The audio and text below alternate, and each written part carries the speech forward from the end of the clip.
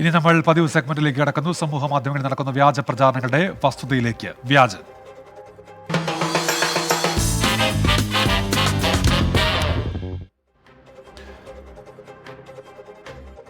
KPCC അധ്യക്ഷൻ K Sudhakaran Kerala സർവകലാശാല senate അംഗങ്ങളുടെ നിയമനത്തിൽ കേരള ഗവർണറെ അനുകൂലിച്ച് നടത്തിയ പ്രസ്താവന വിവാദമായിരിക്കുകയാണ്. ഇതിനിടെ കെ സുധാകരൻ പഴയ RSS പ്രവർത്തകനാണ് എന്ന തരത്തിൽ സമൂഹ മാധ്യമങ്ങളിൽ വ്യാപകമായി പഴയ പത്രക്കട്ടിംഗ് പ്രചരിക്കുന്നുണ്ട്. സത്യാവസ്ഥയിലേക്ക്.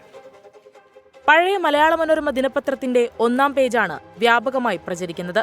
എന്നെ ജയിപ്പിച്ചത് RSSകാരാണെന്ന് സുധാകരൻ പറഞ്ഞതായാണ് വാർത്ത പ്രചരിപ്പിക്കുന്നവർ അവകാശപ്പെടുന്നത്. CPM പേജുകളിലും പ്രൊഫൈലുകളിലും വാർത്ത ഷെയർ ചെയ്യപ്പെടുന്നുണ്ട്.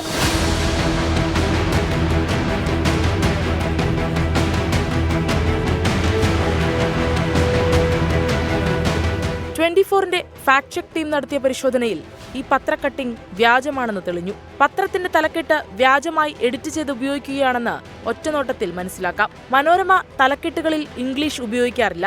തലക്കെട്ട് പ്രത്യേകം എഡിറ്റ് ചെയ്ത് ചേർത്തപ്പോൾ ആവശ്യത്തിലേറെ അകലം പാലിച്ചിരിക്കുന്നതും കാണാം. എന്നെ ജയിപ്പിച്ചത് RSSകാർ എന്ന് കെ സുധാകരൻ പ്രസ്താവിച്ചതായുള്ള തലക്കെട്ടിലും വാർത്തയുടെ ഉള്ളടക്കത്തിലും കാണുന്ന ഫോണ്ടും 2 തരത്തിലുള്ളതാണ്. വാർത്ത വ്യാജമാണെന്ന് ഇതിലൂടെ മനസ്സിലാക്കാം.